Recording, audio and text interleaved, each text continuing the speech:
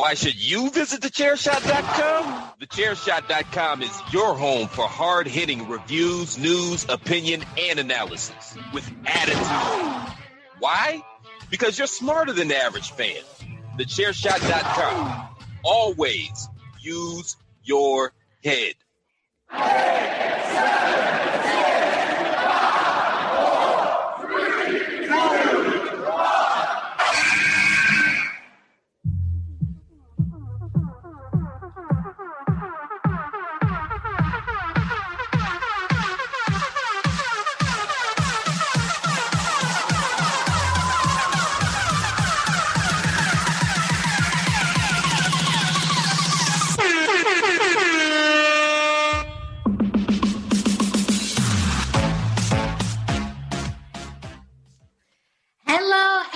Welcome to another edition of the #Miranda Show. I am your host, Miss Fancy Pants herself, ring announcer to the stars, the most professional podcaster, the Twitterless heroine herself, and most importantly, the queen of soft style, Miranda Morales, your hostess with the mostest, back again with another episode of the #Miranda Show. This week, both in audio and video format. So thank you if you are listening to this, or if you're watching this, you get the best of both worlds this week. The #Miranda Show is a proud part of the Chairshot Radio Network, which you can find on thechairshot.com. Thechairshot.com. Always use your head. Thechairshot.com. Always use your head. You may also be listening to this show on your favorite podcast streaming platform like Spotify, iTunes, Google Play, iHeartRadio. Many ways to listen to this show. But either way, thank you so much for listening. Make sure if you are listening to this show, tell a friend. Let them know what you think of the show. Let them know that this show exists because that would be great, and I'd really appreciate it. But we have a great topic for you this week, a pretty fun one, very much wrestling related, but also very quirky, which is really the goal of the #Miranda Show. And I love to do that, but I cannot do that. Cannot do that without my partner in crime. He is the kingpin of thechairshot.com, the unstoppable one, Greg DeMarco. Wild card, bitches! Yeah! You know, normally when you list off the typical podcast streaming platforms, you always throw in like one that no one ever uses. And it didn't happen this week. You'd be like, oh, Spotify, this, Spreaker, Podbay. And I'm just like, have I ever heard of that one? Like obviously I've heard of Spreaker because I use it for so I get used to listing them off for Lucha Central right. Weekly. And so I just list all podcast platforms, just hoping, they listen. Like it's all of them in existence. It's like a 10-minute. All of them. Just type in the #Miranda Show or Chairshot Radio Network. But no, I decided let's hone it in, make it a little bit easier for people to find. Of course, what I didn't mention, the YouTube video feed, you can watch, not really a feed because it's recorded, but you can watch the video recording of this on the Chairshot's YouTube page as well. So, yes. But yeah, I did condense all of the podcast streaming platforms. So you condensed it and became more efficient, and then I made you become less efficient by talking about the condensing. It's what we do here. This is exactly That's what we do. That's what we do here. Yes, exactly. But, I wouldn't have it any other way. Yes. And we're back. I know a lot of people were very afraid about but last week's episode with Greg and I brawling it out. But we're back. We're professionals. We came back together. We actually, as Greg has mentioned, we just laughed a lot about it at the end, and we had a really good time. Did. Rarely do Greg and I actually argue. So that was actually very fun to do. And that was all in real time. We did not plan that, and ultimately what it was a good example of, and I mentioned this during Chairshot Radio, is two people coming to the same conclusion about a subject, but getting there in two very different ways. And so I think that is a healthy exercise as grown-ass adults as we are, because we grown. Fully grown. And it's because we grown. And I feel like I need to have nails. I have no nails. We are podcasting at the adult. We are podcasting at the adult table, having adult conversations, being able to sort out our differences. It wasn't even really differences because we agreed, but it's how we got there is how the different routes. Sometimes people take different routes to get to the same destination. So, which has influenced this week's topic, which I'm very excited to talk about because it is something that has grown a lot in professional wrestling. And, we're going to have fun with this topic. It also kind of plays into something that you talked about, Greg, on last week's Chairshot Radio about insider terms, fans using insider terminology. Not sure that this is what we're going to talk about is considered an insider term, but it's growing. No, because this term didn't exist until some marky-ass loser said it. I can't call him a loser. He was born into a billionaire family, but still, yes. It's not an insider term.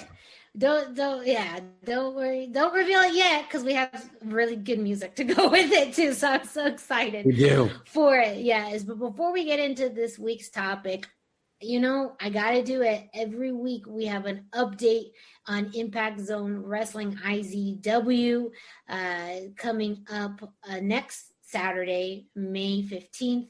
Regulate. And, well, of course, the show is still sold out. Still sold out. Yeah. If tickets did not come flooding back in or, didn't become available, the show itself is still sold out. A big thank you to everyone who purchased tickets and everyone who's planning to be there. We are very, very excited to have all the fans in attendance at this show. And I mean, man, the punches keep on rolling. It's going to be a very, very stacked card. If you follow IZW on social media, you'll be able to see some promos that have been released regarding some of the competitors for the show. And really, I mean, it's a triple main event show. You have 3 main events.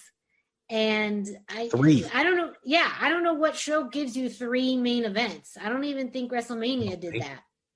No, but we do. We do. WrestleMania 35 kind of did, but that's it. Yeah, I'm just saying, like, even this year's WrestleMania didn't give you, it was 2 nights, no 3 main events, just 2. We give you 3. And I promise you it's an easier seat to find than in WrestleMania. You're way, way closer to the action than probably many of you at WrestleMania. So, but not an easy seat to find if you don't already have a ticket. Yeah, just remember that. Yes. Greg, where can our listeners and viewers find IZW on social media? Head on over to @IZW Wrestling AZ on social media. It's the best place to go. I had to create like a link bank now for all the different things because we've released tickets for both the August event and the November event. And so I literally had to, in the profiles, there's now all the links that you need and you can find. There's also links to find the merchandise. There's links to find all kinds of stuff, all things IZW, including all the social media platforms. So yeah, @IZW Wrestling AZ, get all your information, get tickets to the future events and so much more. We are testing that out. We've released tickets for August's Grand Prix and November's Fully Legal. So if you want those tickets, I would suggest jumping on them when you can because those are going, especially Grand Prix. So it's your opportunity to get a leg up on the competition, so to speak, for tickets and get what you need. But if you want to try to message and take a shot at tickets to Regulate, go ahead and try. I can't make any promises, especially right now. But, we're less than 2 weeks out and very, very excited for what's to come here on the 15th. It's going to be a hell of a night, a very unique night, and one that who knows if it'll ever happen again with the way the show has to be formatted with 2 intermissions and a not having ropes for a match. I mean, there's a lot of things that made up happen. I mean, we'll get into the triple main event, the first one, and this is not any particular order, just the order that it's listed on social media. So please don't take this as the proper order because I don't have that kind of authority to release. But, one of the main events is going to be the strap match between the Navajo Warrior and Gino Rivera. This has been building for months now, and I don't know. I mean, you think someone may die in the Bloodsport match, but I also think that someone may die in this match. I mean, I pray for Gino in this because you got a pissed off Navajo warrior in a strap match, which is his match. And obviously, like, there's nowhere for Gino to run in this. So RIP for Gino in this, because I don't know how he's going to survive. Just to be clear, no one's dying. No one is dying, no. Just figuratively. But yes, figuratively, you can insert the "y'all want to see a dead body" gif because for me. Yes. Speaking of the second main event is our blood sport match. No ropes, no pinfalls, win by submission or knockout between Joe Graves and the Hawaiian Lion. Two men who legit can just beat people up. That's just a fact. Everything in this match is just #fact. Like, no exaggeration, no line, no, just facts. These people can beat anybody up, and they're in a match in which they're both going to excel, and the hurt will happen. And the first time in Arizona that we're having a blood sport match as well, so history is being made at this event. And if you are a fan of grappling, if you are a fan of men with mixed martial arts background, this is the match you'd have to watch, And again, I'm speaking to the choir. Hopefully you've gotten your tickets. But if not, I mean, man, this is going to be something so different than what you see in any show, especially in Arizona. So this is, something really, really special, really unique. Yeah. My biggest fear was that somebody was going to try to do it before we did, after we announced it. Didn't happen. So here we are, May 15th coming up.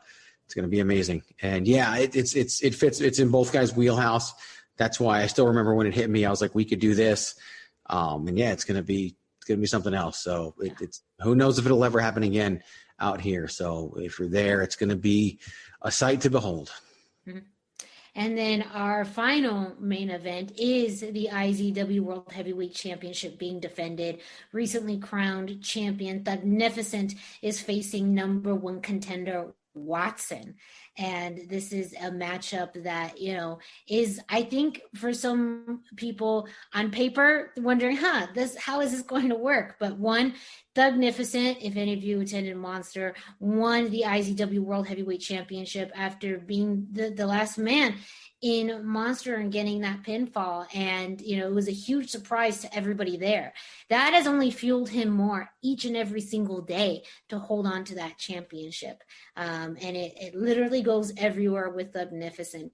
But he is planning on holding on to that title for quite some time. And this is his first challenger, Watson, who, won the opportunity to be number one contender, is fresh off of a huge victory from Mr. Classic and has his eyes on the prize for that World Heavyweight Championship. So this is going to be a battle between two men eyeing for a very, very prestigious championship. And when you want something that bad, you're going to do anything to get it. So that is something where that's my anticipation, is both men are going to leave it all in the ring for really the most prestigious belt in the entire state of Arizona.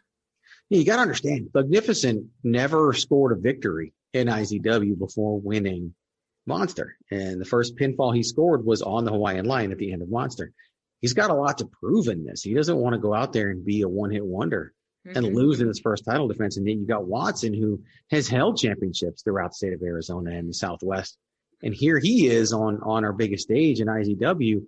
And if he loses, where does that put him? He won Monster in 2020. He won the ladder match, all this. And then if he goes out there and loses, what was it for? So it's a lot at stake for both of these guys. And whoever doesn't come out on top, it's going to be, they're going to have a lot of rebuilding to do from that point. So yeah, it's a hell of a lot at stake for both, maybe more so than in the other matches that you've talked about, because the recovery from losing one of the other two matches we talked about is a little bit different than the recovery from losing this one. Yeah. So make sure you stay tuned to IZW on social media. If you are looking for tickets for upcoming shows, now is the time to do it. Sellouts keep happening earlier and earlier. So the fact that tickets are already available for August and tickets have already started to sell for August, means that it's very easy. We could sell out of our August show within the next few weeks before the end of Regulate. It's very, very possible. So just, if you're not even sure, just go ahead and do it. Just go ahead and buy the tickets. It's better to have them and to not have them. And Grand Prix is our annual tag team tournament as well. So if you are a fan of tag team wrestling, that is going to be the show for you. And of course, Fully Legal happening in November. IZW turns 21. So there's going to be some big matches, big events, just history continuing to be made. And Impact Zone Wrestling. So get your tickets now, and just be there. That's all I could say. Make sure to follow IZW, IZW Wrestling AZ, to get all the latest information on talent announcements, dates, updates on tickets, all of that. But before we get into tonight's main topic, Greg, I'm gonna need you to do me a favor. What's that? I'm going to need you to wind it up. Here it comes. It's time! It is time. Yes, it is time for you to go to ProWrestlingTees.com/TheChairShot to get your very own Chairshot t-shirts today. And not only can you get Chairshot t-shirts, you can also get IZW t-shirts at ProWrestlingTees.com/TheChairShot. Shocking, I know, but one central place, yes, for you to get your IZW and Chairshot t-shirts. And that includes the Chairshot Worldwide t-shirt, multiple Always Use Your Head logos and designs, of course, the OG Chairshot logo, which is one of my favorites. And then you have some classics like the Corona Chairshot t-shirt, Baron Corbin Sucks, Second Nerds, and of course some friend of the show's, Patrick O'Dowd, his unofficial official t-shirt of hashtag Save Tag Team Wrestling. Everybody Hates Greg, because they kind of do. And of course, the Queen of Soft Style t-shirt, all available at ProWrestlingTees.com/TheChairShot. T-shirts start at $19.99, but if you want to add a few extra dollars, you can order it in soft style, which I highly recommend because it's all for you. Make sure you treat yourself, spend the few extra dollars that you could have spent maybe on a cup of coffee, on a candy bar, on something that you really don't need, but you do need a soft style t-shirt. That I guarantee you. So go to ProWrestlingTees.com/TheChairShot to get your t-shirt today. That is ProWrestlingTees.com/TheChairShot. Candy bar sound like what kind of candy bar? Well, what do you mean what kind of candy bar? Well, there's some good candy bars out there. Well, yeah, there's some good candy bars, but you don't need a candy bar. You need a soft style t-shirt. All right, let's go to commercial. Promotional consideration paid for by the following. Hey folks, PC Tony here. Thanks to our new partnership with Angry Lemonade, you can save 10% on physical products and digital commissions using the promo code ChairShot. Head to angrylemonade.net to check out their amazing catalog of products and services. Use the promo code ChairShot to save 10%. That's angrylemonade.net. So this week's topic is somewhat a continuation. I would say it's inspired by last week's topic. It's inspired by last week's topic. Also, a quick shout out. So I just want to say I was going through social media and got a great comment on social media from someone who listened to the podcast last week. I just want to read this out loud. A shout out to Josh Jordan, who left a message on Instagram and said, I listened to this podcast and thought mics were going to fly. And so I thank you for your concern. Thank you for listening, Josh. And no mics flew in the recording of last week's episode. I don't think mics are going to fly this week either, but they may one day. We've already gotten to a point where now we know where, limits are. But if do we? Either one of us. Do we know where limits are? I don't know if we do. Yes and no. I feel like we do, but I also feel like we do in the sense we know how to push the other person beyond them. Well, yeah, so yeah. That's yes. So that's how it is. But so going back to last week's topic, it was Kenny Omega winning the Impact World Championship and TNA Heavyweight Championship at Impact Rebellion. The crossover between Impact Wrestling and AEW and lack thereof. And during this whole program, a word has come up that is now becoming very popular and talked about throughout the world of professional wrestling. And Greg alluded to it earlier when he talked about the origin of this word. Some of you may say, well, Greg didn't say who started it. Well, in Greg's terms, he did. In Greg language, he did say who kind of started this word. It is not an insider term, but it came from AEW owner Tony Khan. And the term we're going to be talking about and the trend that we're going to be talking about this on this episode is the Forbidden Door.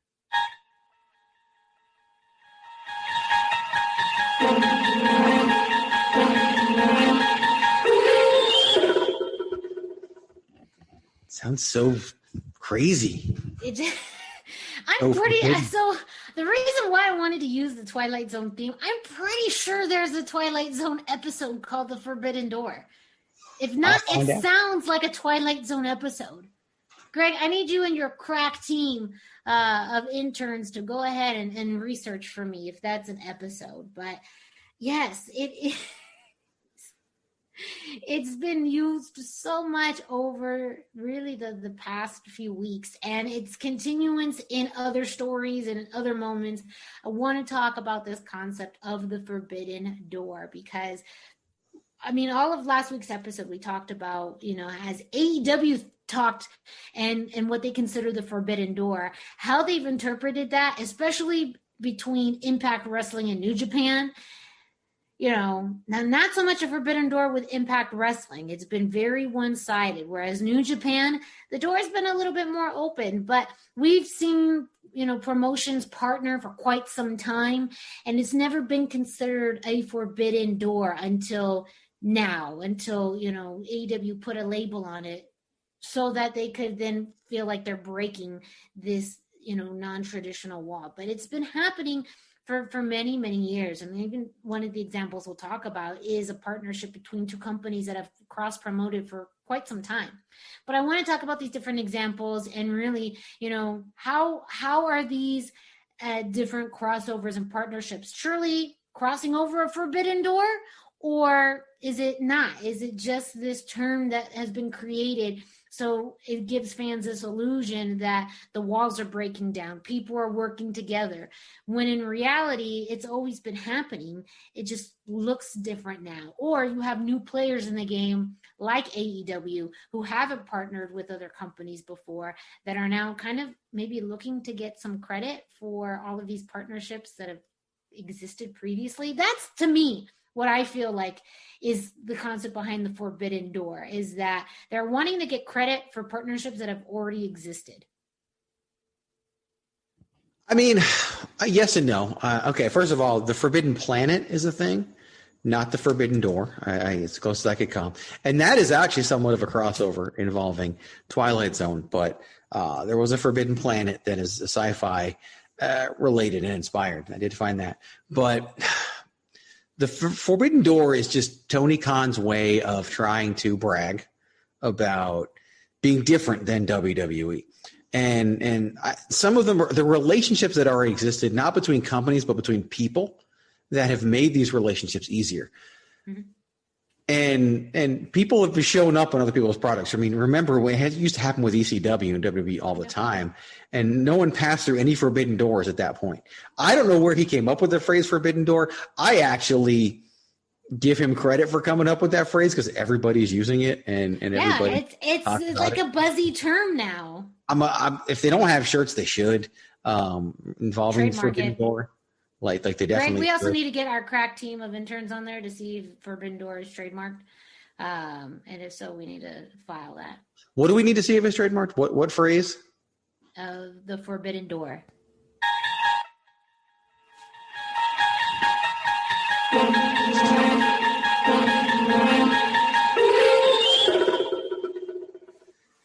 The forbidden fucking door. We don't have to do it now, but we'll just get the interns on it. Yeah. It's a project for later. Put it on the list. For later. Put it on the list of things we want to get accomplished. Yes. Yes. You just made the list. There you go. Forbidden door. Mm-hmm. Just made the list. So I want to go over a few different examples of I guess maybe considering what is a forbidden door event and what isn't. And it is going to involve, some things that have not necessarily been confirmed. It's been reported out where through other news sources, and I'll do my best to make sure, again, just to provide some context to it so we don't get into World War III. But just warning, I did this off air as well to prep Greg because I'm trying to because she doesn't want people to have fun. That's why. No, well, we have fun. I mean, you're going to have fun because you're going to have your feedback on whatever I say. I'm just trying to ease in. How many do you have? How many of these examples do you have? 3. Okay. 3 examples. Because maybe I'll rank them. I'm going to note them and I'm going to do something with them. I don't know what yet. Yes. We're just going to do it live. We're just going to do it live. So the first example is an actual example. And this comes from Saturday. AAA hosted the Rey de Reyes show, in which they had both the Rey de Reyes match and the Reina de Reinas match. And the Rey de Reyes is crowning a new Rey de Rey, which is just kind of the equivalent of a King of Ring, but it's not. It has not a tournament. But for the Reina de la Reinas match, it was to crown a new Reina de Reyes champion, their women's champion. That title was vacated by Taya Valkyrie, a.k.a. Frankie Monet, when she signed with NXT. So they crowned a new champion that turned out to be Baby Apache, a long-standing luchadora within AAA coming from the historic Apache family. And after she won, Impact Wrestling's Deonna Purrazzo came out. She is the current Knockouts champion and challenged Baby Apache. And so this was, to me, a surprise to see Deonna Purrazzo on that show and challenge Fabi. But it is almost an example of that crossover happening on Impact Talent, a designated Impact talent, their Knockouts champion, coming on a AAA event to challenge their new Reina de Reinas champion. And was setting up the possibility of another, champion versus champion match. I don't know if this would be title versus title, but a champion versus champion match. Now, this is, again, Impact Wrestling and AAA have had a partnership before. They've worked together for many years, but now that we're seeing this context within, we've already seen, Kenny Omega come in. He's also the AAA Mega Campeón. Now he's the Impact World Champion. We've seen that on the men's side. We're seeing this crossover happen on the women's side. Would you consider this, an act of someone crossing the forbidden door? Absolutely not, because like you said, this went on long before the phrase forbidden door ever existed. Mm-hmm. So how could this be an act of crossing through the forbidden door? What were they doing, 10 years ago when stars from AAA were appearing on Impact all the time as part of the World X Cup and so many other gimmicks, and Impact stars were, Jeff Jarrett appeared down there long ago. Lots of people appeared in AAA long ago. I have a quick sidebar question for you. And it combines one of the things that bothers me about English-speaking wrestling fans, and one of the things that you do very well. You're saying things like Reina de la Reinas and Mega Campeón, but then you're saying AAA and not AAA, which I cannot stand when English-speaking wrestling fans insist on saying AAA. Like, you sound like I keep using this word. You sound like a mark who's trying too hard. Yes. When people say AAA, and it's of course AEW, like they do it all the damn time because, their marks are trying too hard. But you don't say AAA, but you're saying all of the other things. Well, I think because AAA, I would say I don't know how there's a direct translation for the championships. Because that's really the only thing I'm saying is just. You could say Mega Champion. You could say mega champion. Yeah, and I think some of it is just what I'm used to saying. Right. When I say campeón, like that's just something that I've picked up. You could say mega champion, that's fine. Reina de la Reina is like what I understand is like the proper title. I don't know. Yeah, like I mean, there would be an English translation to it, but it wouldn't be the same. Yeah, it just wouldn't be the same. And just AAA, I have a hard time rolling my R's. So if I say AAA, it would just like, I'd have to do it very, very slow. And well, most of the English-speaking morons who say that don't roll their R's. Yeah, well, I'm just saying, like, going into why I don't say it. But I guess for me, I've always known it in that way. And it's almost the same thing in Spanish when you have something that there's an English title. Even if there's a Spanish translation to it, you still say it in English. So I feel like if I'm talking in Spanish about AAA, then utilizing the Spanish words, especially the name AAA, that would be more of the proper context to say it. But if I'm saying it in English, you know, I say what the English version is for the most part. Like I said, the only difference is that like Rey de Reyes is the, you know, proper name for the show and the match. So there's, you know, I address it that way. But you're right. I don't know is it almost like a hipster thing to do? Like, you know, when you spend that summer in France. No English-speaking fans were saying AAA until the Young Bucks and everybody started doing it. So, yeah. See, that's the thing I didn't know. I think it's different. Like when you have some formality of being bilingual. I'm not toting to be fully bilingual, but I think that for me, that's where I have some nuances with it. But I think too, at the end of the day, it's like for me, I make that clear distinction. When I speak about it in English, I give it the English connotation. Right. But you're right. I think, yeah. I was listening. You're not the first person. Literally, someone else the other day told me, like, I'm so glad you don't call it AAA as I was talking about it. And I was just like, why so many people get mad about that? Like, because it sounds like, again, they sound like, okay, they did it on the DWI podcast. I'm just going to say it. And AJ Balaz credited somebody. Oh, I'm really impressed that you said AAA. And I'm sitting there like, I wanted to jump through the radio and shake somebody because no, it's not impressive they were saying AAA. It sounds horrible. It's called AAA to us here in the States, and that's what we should call it. Unless you're doing a literal Spanish translation. Yeah, I was going to say, like, I don't think there's anything offensive by utilizing the English connotation of it if you're speaking in English.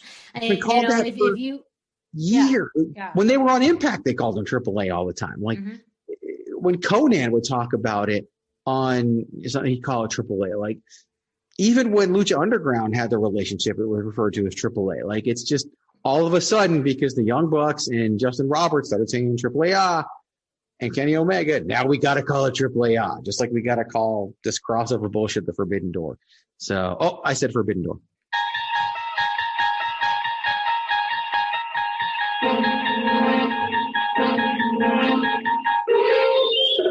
It's only 11 seconds, but it feels like more. Yes. And you all thought we weren't going to get through this episode without a Greg DeMarco rant. Look at you. We're all so lucky. We're all so lucky. Yeah, I don't know. Leave us your thoughts on what how do you pronounce AAA? I don't even want their thoughts because I want to know because I didn't realize it was, again, even though you're not the first person like in this last week to say it, like I did not realize it was such a pet peeve for non-Spanish speakers. You know, I can understand maybe if someone who's a Spanish speaker, but I also would think that like unless you're talking about it in Spanish, there's no need to there's not. You're 100% right. Yes. There's no need. Needless.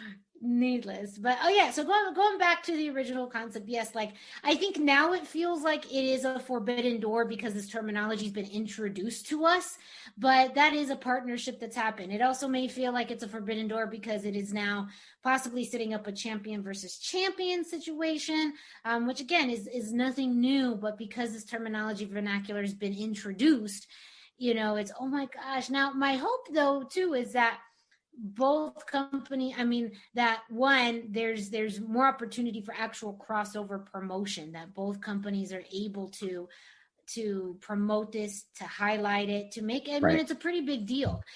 Speaking of kind of full circle about this too, the longest reigning knockouts champion, Taya Valkyrie, was also one of the longest reigning Reina's champion as well. She held those belts simultaneously.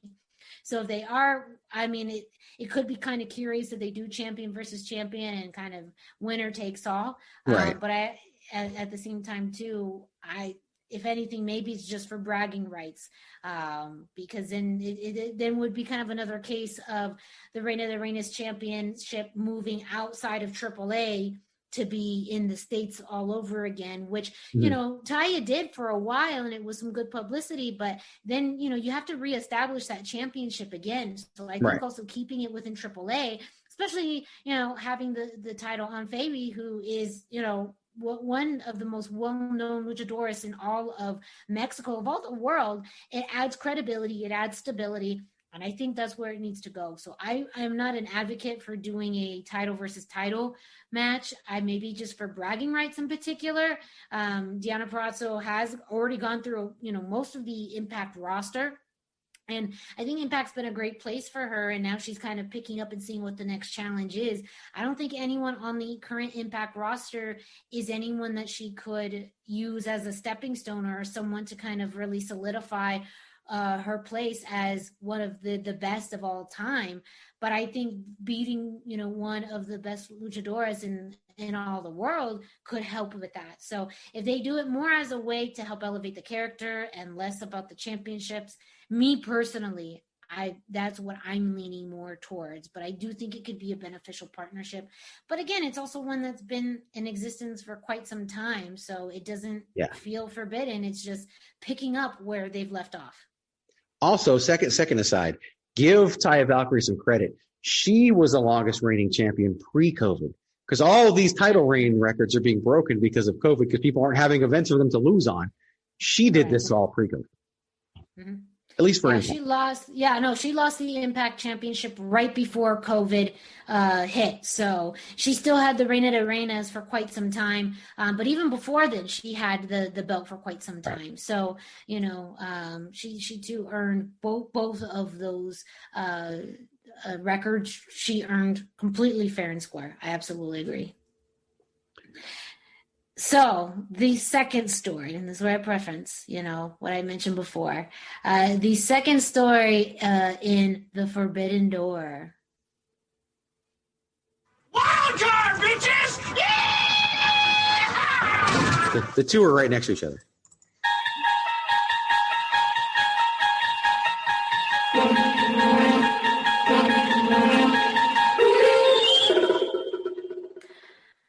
So this is a story that's been circulating around the internet. This is Wrestling News with a Z, because it did get initially started through the Wrestling Observer, and it also got picked up by Fightful. So, just those are how these stories started and how they've been moving around. And that is a supposed... The seeds have been planted for a supposed partnership, maybe crossover, interest from WWE in partnering with Major League Wrestling, MLW.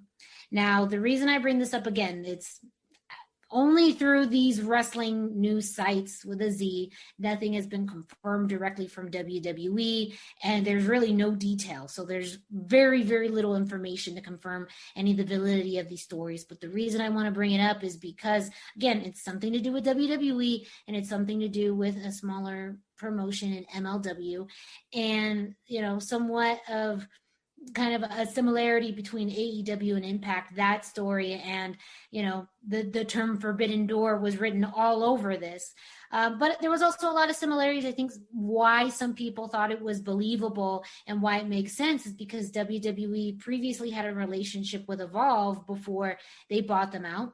And again, this was due to many reasons why Evolve shut down, a lot of it due to COVID, but they did have a partnership with Evolve, and that seemed to help funnel into NXT. So it does not seem completely far-fetched. However, again, it's also wondering why. Why would WWE want to partner with MLW, especially if, there's no need. They have NXT. They're able to scout and work with talent all over the United States. Why would they need to partner with MLW? Now, of course, there's all the reasons why MLW would want to partner with WWE, whether that helps in visibility, maybe in, not talent exchange, but helping some of their talent get to move up. But also you think about, and we talked about it last week, why would WWE want to partner with MLW? It's that video library. MLW does have some very good video content in a video library. That's what happened when they partnered and eventually bought out Evolve.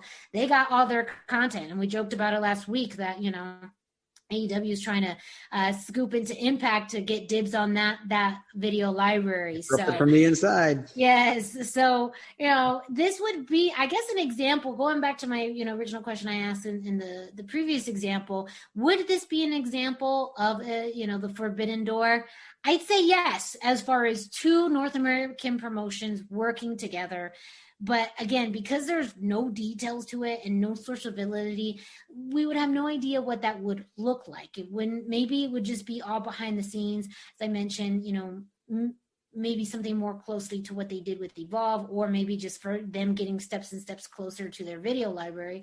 But in a pie in the sky, fantasy booking type of event, being able to see, and this seems like primarily more NXT territory, but, having MLW have content or have the availability to have stuff, through WWE or cross promotion or something. But I mean, it sounds like a cool idea in theory, but it also leaves a lot more questions than answers, I think. It's funny because I understand everything you said except for the word yes. How in the world is this a forbidden door thing? It's not a forbidden door thing at all. It's not even close. It wasn't a forbidden door when it was done with Evolve before the phrase forbidden door ever existed. It's the same exact principle as Impact Wrestling and AAA as it is as MLW and the E working together in this sense. It's for the same reasons as the Evolve relationship. It's because WWE has the opportunity to take talent in the Performance Center who's not working and give them a place to work. It worked with Evolve. They were sending talent to Evolve to work. It helped Evolve. It helped the company. They ended up buying Evolve when Evolve didn't work out. History is not on MLW's side. I'm not saying they're in trouble. I'm not saying there's any issues. I'm not saying any of that. But in no way is this a partnership, first of all, in terms of an equal partnership. This isn't going to be Jacob Fatu showing up on NXT and Wade Barrett talking about how it's the MLW champion, Jacob Fatu, showing up in NXT. Here's the other thing. Whenever Jacob Fatu finally loses the MLW championship to Alexander Hammerstone, what does he have left to do in MLW? I'll tell you what he's left to do in MLW. Nothing. He goes to WWE. That's what he has left to do. And he eventually becomes a henchman for Roman Reigns before breaking out on his own and becoming a major star. Like, that's his best career trajectory possible. I just booked it for you right now. And booking it. That was a freebie, WWE, but that was a freebie. We're going to charge you. I know you're listening, so you might as well do it. But again, they did it with Evolve. They did it with ECW. So how can this be a forbidden door thing? And not only that, but like, look at this past WrestleMania. Look at the major stars on WrestleMania. Daniel Bryan, Kevin Owens, Seth Rollins, Cesaro. Where they all come from? They all came from Ring of Honor, who WWE had a relationship with. And if you don't think they had a relationship with them, they've used their footage. So obviously they've had a relationship with them and many more. So this is nothing new and existed long before Tony Khan invented the phrase forbidden door. So is it good? I think it is. Is it very similar to what happened with Evolve? Yeah. When the Evolve thing started, it wasn't done so that they could buy Evolve. It was done so they could have that the shows. They were putting shows. Evolve was in trouble. Evolve was in financial trouble, and I don't think MLW is. And you talked about, what happened last year with COVID. That's Evolve's fault. They sold all their stuff that they could for WrestleMania weekend. They spent the money, then they had to cancel the events. Like, that's what they did wrong. The money was already spent, and they didn't have money to refund everybody, so they had to go bankrupt. WWE did what they do, picked up the scraps, gave Sapolsky a new job. He already had one there. Bing, bang, boom, here we are. And now they're probably going to, the whole Diamond Mine thing might be a developmental show for WWE anyway. So I think the MLW relationship is going to benefit MLW in terms of an influx of talent that they don't have to pay for. because WWE is already paying that talent. And it benefits WWE because they see the value in talent having those opportunities. Talent benefited from coming from Ring of Honor. Talent benefited from going to Evolve and working. And remember, most of the talent that WWE put in Evolve wasn't talent that came from the indies. It was talent that WWE trained and then put out there, like the Street Profits. And the same thing would happen with MLW. You're not going to see independent talent going to MLW from WWE. You're going to see PC talent who needs the reps and needs the experience but can't get them in NXT. That's what they're probably going to use. And I hope it happens because I think it's great for everybody involved. But not a Forbidden Door thing. So I was doing some of my own crack research, and I'm thinking, so how do we define what the Forbidden Door is? And my first guess is go to urbandictionary.com, because that is where all slang goes to live. So the fact that it's not on urbandictionary.com is a missed opportunity from AEW, because then they could take credit for adding a new word to Urban Dictionary, because that's really where all the new words go. You know, The Rock has the actual dictionary. Tony Khan, I think you can, sneak your way into Urban Dictionary. That's as good as it's going to get. But yeah, you're right as far as, this being an example of partnerships in past, and what I mentioned too. I think it's more of this concept of, again, how is it utilized, even if it is just within, exchange of talent. And you mentioned more on NXT side as far as NXT talent coming over. That seems less of a Forbidden Door, as if, say, like you mentioned, a Jacob Fatu, and maybe that's kind of to me, where I think some of the definition of a Forbidden Door is. It's one thing when you have talent from, say, a bigger promotion going to a smaller, but maybe smaller to bigger, is where that is big. And again, that goes back to the whole argument we mentioned too between AEW and Impact, is that AEW is viewed as the bigger promotion. They had all their talent on Impact, where no one from Impact has gone to AEW. So I feel here's how I define the Forbidden Door. In all seriousness, even though I hate the phrase, to me, something can fall under that umbrella of Forbidden Door when it's a wrestler from one promotion wrestling in another, but still representing and being acknowledged as being from their home promotion. Mm-hmm. When Kenta shows up in AEW and he's New Japan star Kenta, that's different than Kenta showing up in AEW. And yeah, we all know he's from New Japan, but he's not being promoted as New Japan star Kenta. That to me is more how it's a Forbidden Door thing. And it's I also feel like that would happen more in a smaller promotion. Like a smaller promotion would acknowledge that than say the vice versa. So I feel like that's more of how that would likely happen. So I think we're saying kind of the same thing, but just different. Let me give you an example. If Performance Center wrestler, if the Rick Steiner's son, okay, say he goes and works in MLW, all right, that to me is not Forbidden Door, okay? If Adam Cole goes and works in MLW, that's Forbidden Door. If Drew McIntyre goes and works in MLW, that's Forbidden Door. Mm-hmm. But if random PC guy or female goes and works in MLW, that's not Forbidden Door to me at all. Mm-hmm. So that's kind of where I make the difference. Like you have to be established before you go. Yeah. Very solid point. Now, I want to get into the third topic, the third example of the Forbidden Door. Hang on, I'm not even in the soundbite program. Well, what the hell, Greg? I'm trying to research things. I found that the Forbidden Door was both a novel and a movie at some point, neither of which seemed to be about an actual door. So, yeah. Very confusing, very confusing. So, this is not even theoretical. This is about a jacket. If there's anything that's going to be turn into a Twilight Zone episode, I feel like it's this.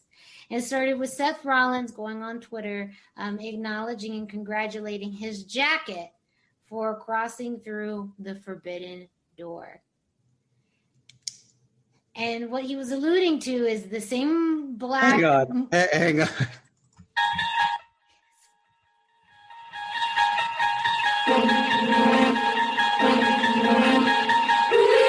I just want to take a moment to acknowledge the fact that we all get to live in a world that Seth Rollins is a part of. Yes. I mean, I'm not going to jump ahead to what I want to say about this, but this was really the inspiration. Really, this is really the example I wanted to get to. Just allow me to do something for a moment. Yes.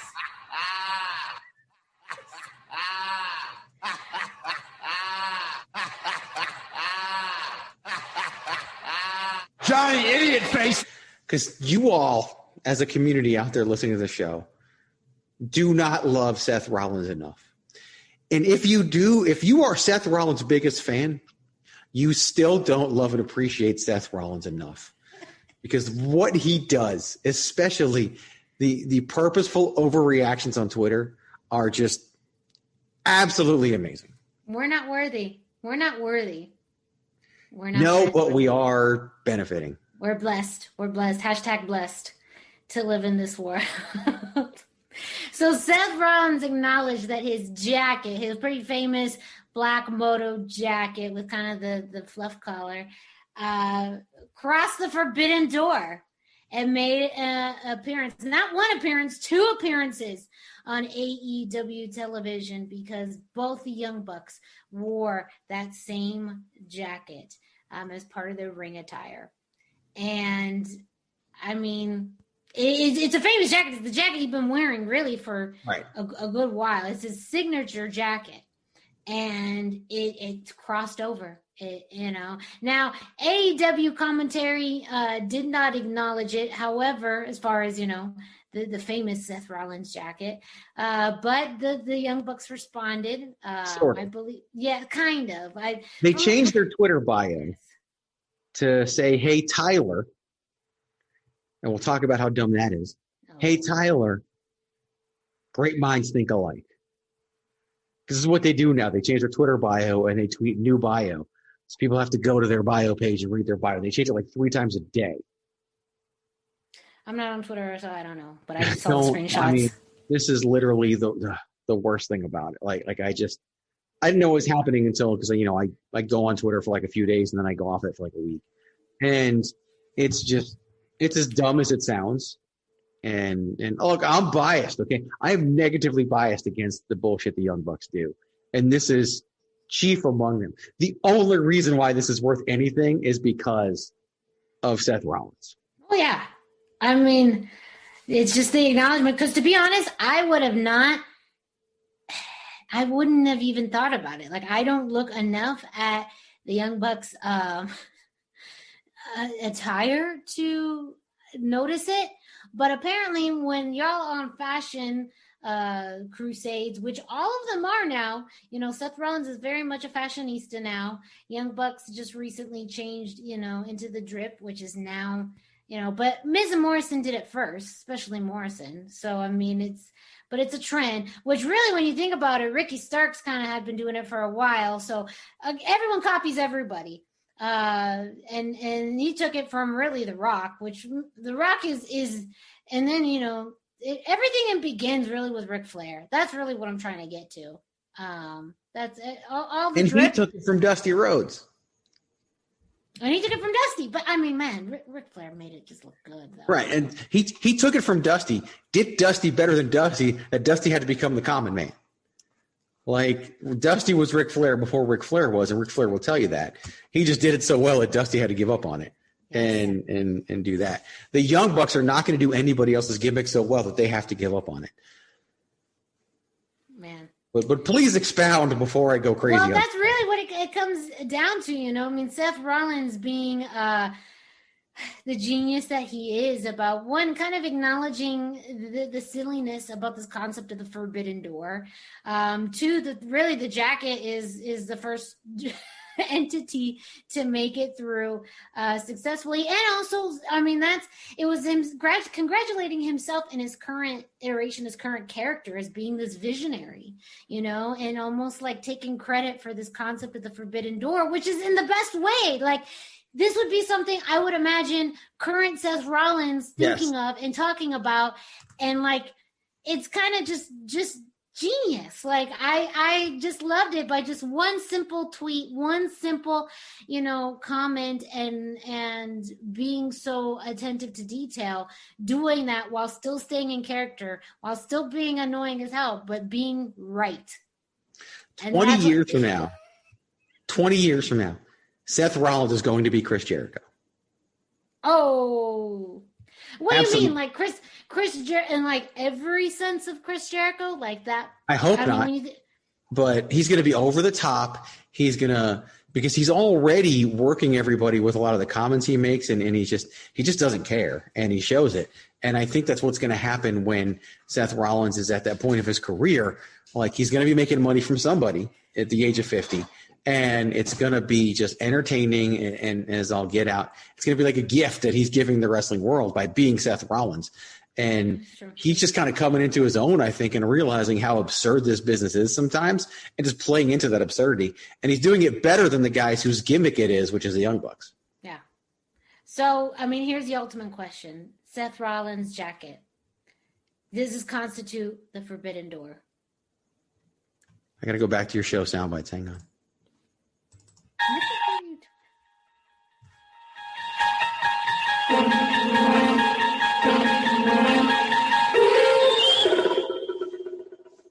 I'm going to surprise you with my answer and say, yes, this does constitute passing through the forbidden door for one reason and one reason alone. Because Seth Rollins said it does. Mm-hmm. And that's the only reason why. Because Tony Khan's, now you're getting what you want. Because Tony Khan's marquee ass bullshit of a forbidden door is meaningless. It carries no meaning, no weight whatsoever. He just wants to pop himself and pop the boys to say that he has this forbidden door that he has opened up that never even existed. So you can't open a door that doesn't exist. But when someone of the acumen of a Seth Rollins determines that his jacket has passed through this mythical, magical forbidden door, I, Greg DeMarco, am 100% on board with the fact that Seth Rollins' jacket has passed through the forbidden door to AEW from the E.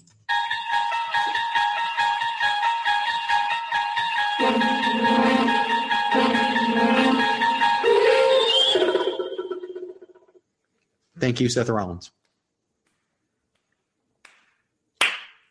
Thank you. That applause is for Seth Rollins.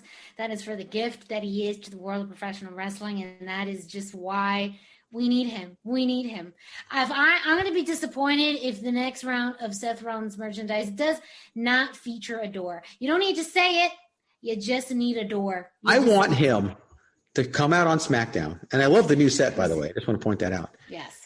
Place a door, like APA style, going back, and then like standing in front of that door to place it, then walking around behind it, opening it, and walking through that door, and not letting anyone else pass through it, for the sole reason that door, Miranda, is forbidden. This does remind me, again, another fun thing, though I don't see it happening, but who has a door as part of their set, and that's hello, ding dong, Bailey. And who else has a door? That's Bray Wyatt. Well, that's just spooky. That's just creepy. That is legit. That's where it could actually fit. Yeah. Could you imagine dropping into a Firefly Funhouse match and all of a sudden you're at Jacksonville? Mm-hmm. I mean, that's brilliant. So yeah. Again, I want to revisit Seth Rollins versus Bray Wyatt by the hour. Bill us by the hour, WWE. I mean, it's just money on top of money on top of money. I gotta start cashing in some of these connections. Like it's just there for the taking. Yes, but I would love it just in subtlety, whether he says it, and it's almost just one of those little things you pop over, like I would love just a merch, because you can't trademark a door, so fuck off. And all these other ideas that we have, kind of playing around with it. But I'm so glad you see it in the same way that I do, that this jacket has done what no other person has been able to do, even the creator of the word, and that is pass through the forbidden door. I owe it to everybody listening to point out one thing and one thing alone. When your gimmick is the fact that you rip off other gimmicks, you have no gimmick at all. And that's what literally the Young Bucks have been doing for the better part of their careers at this point. I like the drip. I mean, I feel like it, doesn't bother me. It makes me laugh, It doesn't hurt my feelings. Do I think it's great when like Seth Rollins, does it better? Yes. And it makes me laugh so much. Like it's great, I don't mind. This is like less annoying than whatever they were trying to do before. Like I don't know what they were trying to do before. I hate this in between, not a good guy, not a bad guy kind of dumb bullshit. Like if you're gonna be dumb, be dumb. Like own your dumbness. I feel like they're owning their dumbness right now, and I can't be mad at that. I don't think they are. I do feel like they're owning their dumbness. I think they think it's cool. Well, when Ring of Honor had the Kingdom and they were holding up 4 fingers and it pissed everyone off, they're like, well, that's why it works. No, that wasn't why it worked. And that's why they're not doing it now. Mm-hmm. They realized it was dumb. By the way, I just searched for Forbidden Door on Pro Wrestling Tees, and I'll give you the exact quote. Your search returned no results. Mm-hmm. So apparently the Forbidden Door is forbidden. Yeah. It also means there's money to be made that is not being made. Like, in so much merch, and you're welcome in this. Like again, I think in retrospect, when we think about the year that will be 2021, when we're talking about this in December, that will be one of those moments in wrestling that we go back and be like, man, remember when the Forbidden Door was something? Remember the summer of the Forbidden Door, or the spring, I guess at this point. They need to have an episode of Dynamite or a pay-per-view that features all AEW talent against all outside talent and just call it the Forbidden Door. Ooh. Or opening the Forbidden Door or something like that. Like, why not do that? Like, if you're going to, it's like you said, if you're going to go stupid, just go stupid. Yeah. Go all the way stupid. Just go stupid. Own the stupidness. Now, take it. If Seth Rollins ever appears, I will then admit there's a Forbidden Door. I will fully admit there's a Forbidden Door. If Seth Rollins, as Seth Rollins, not as Tyler Black, but as Seth Rollins appears in AEW, I will fully admit. Well, the seeds have been planted because the jacket's made it already. It's a piece by piece portal. The door, it just takes time. It takes time. The jacket, next it will be, a scarf or a shoe or I don't know, hair. They both got lots of hair. I don't know. Yeah. Scrunchy, buns. Now, because Seth Rollins has the drip, right? Could he possibly show up with the scarf that MJF wears? Like, how amazing would that be? I was thinking more, that would be good. I was thinking more of a Jericho scarf, only just because of that's old Jericho though. But yeah, you start adding other items of infamous. Drinking champagne. Calling it the bubbly. Yes. There's so much that he could do. So much. I'm so excited for Seth Rollins. Like, he's just a joy. Just a joy. And if you guys want to, we talk about him a little bit on the Babyface Heel podcast this week regarding, his time in the Shield and all 3 members of the Shield. And, where would we be without the Shield? We wouldn't have the blessing that we call Seth Rollins. Probably not. We wouldn't. And it'd be a sad world. That would be a very, very unfortunate thing. Yeah. So I'm glad to be living in this world. Who knows what the world behind the Forbidden Door is like? I guess we'll never know. Thank you, Rollins. Man. Thank you. You deserve it. You deserve it. You deserve it.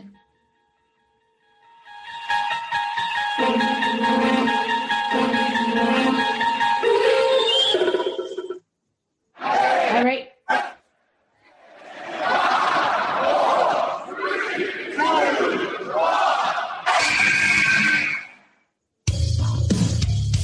This is your boy, Kenny Killer, telling you to make sure you check out thechairshot.com, bringing you breaking news, interviews, podcasts galore, everything pro wrestling. Make sure you check it out, thechairshot.com. Thechairshot.com. Always use your head. And that will do it for us on this week's edition of the Miranda Show. Thank you so much for listening. Thank you so much for watching this week's episode as we talked about the Forbidden Door.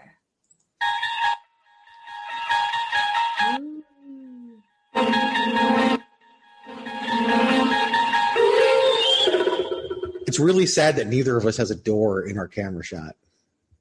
Yeah, like, don't have that. Major oversight on our part. Yeah. I got this little cage behind me.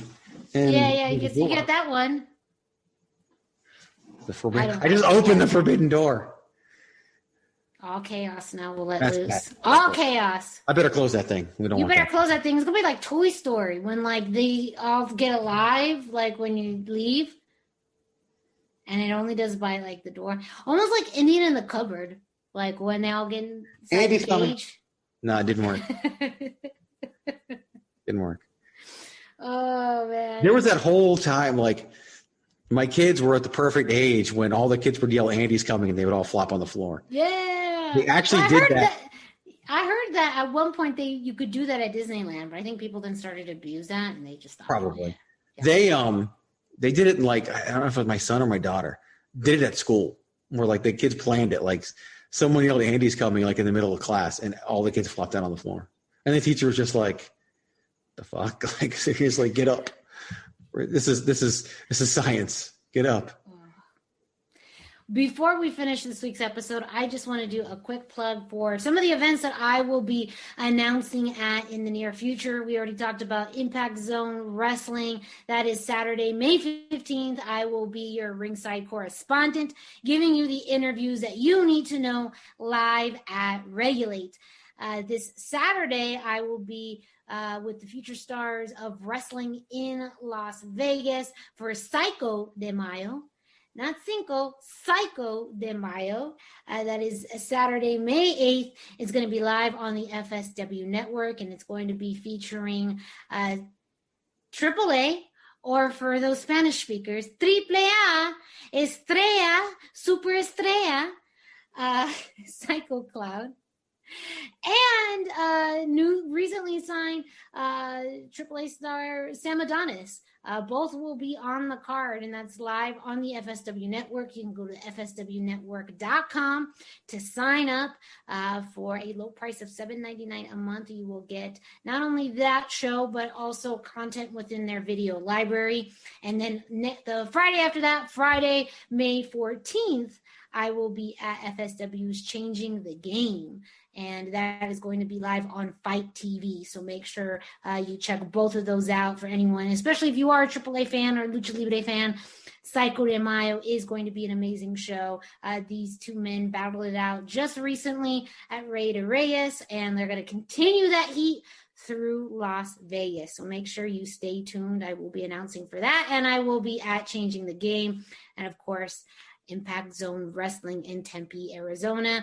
Message Greg and I if you are interested. There may be a few tickets left, but no guarantees and no promises. But make sure you do check out Impact Zone Wrestling online to get tickets for the August show Grand Prix and also the November show Fully Legal. And in general, don't forget to support your local wrestling promotions.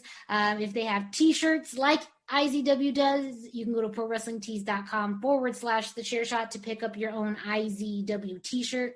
You can buy your local promotions t-shirts and merchandise. Go follow them on social media. If they are running shows and you're comfortable going, go to their live show, buy maybe a streaming of their latest show, visit their social medias page or YouTube page, buy merchandise maybe from some of the talent that appear on that show, whatever it may be. Just don't forget to support your local wrestling promotions. That is the lifeblood of independent wrestling. And for a lot of people, they're finally coming back to shows. They're finally performing at shows again. And so being able to support your local independent shows that, you want to see a future of professional wrestling. And if you've never visited or gone to your local independent wrestling promotion, you got to do it. I absolutely recommend, and it's just a once in a lifetime experience. If you've only been to WWE shows or major promotion shows, you got to go to a local wrestling promotion. They all vary, some are better than others. However, just to have that experience to, be at a live show, meet and see talent working in the ring that, you never know, you could see on your TV screen one day, is a pretty big deal. And it helps support, your local wrestling community. So make sure you go and do that however you can. And man, we made it throughout this show without super yelling and screaming at each other. So that's really good. We'll see how it goes next week. Yeah, we'll see how it goes next week. Who knows? It seems like more and more topics within wrestling are becoming a lot more not controversial, but we're starting to get more into some blurring the lines territory. So hey, who knows what we'll talk about next week? The only way you can figure that out is listen to the #Miranda Show, a proud part of the Chairshot Radio Network at thechairshot.com. I gotta find it. Hang on. I'm all what the fuck? It's been happening all show. Chairshot.com. Always use your head. I've hit a point where there's too many. I have. Wow. Is that true? Is it true? I feel like we get to this point and then there's more buttons. I need to maybe organize them better. Yes.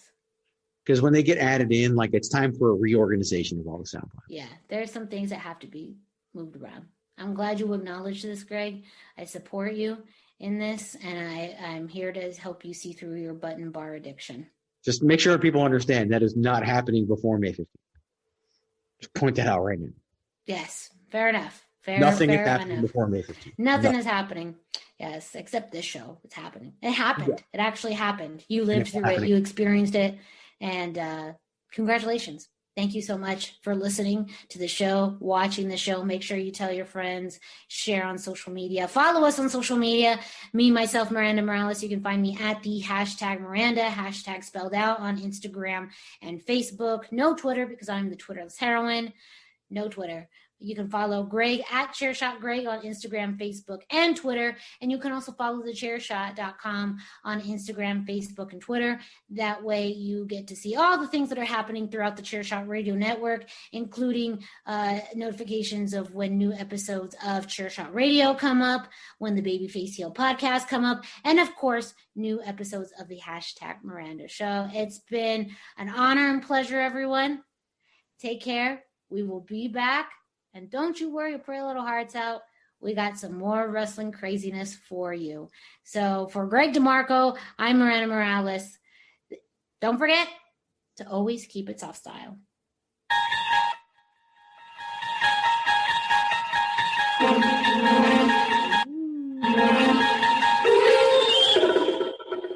Wild card, bitches! Yeah! Thechairshot.com. Always use your head.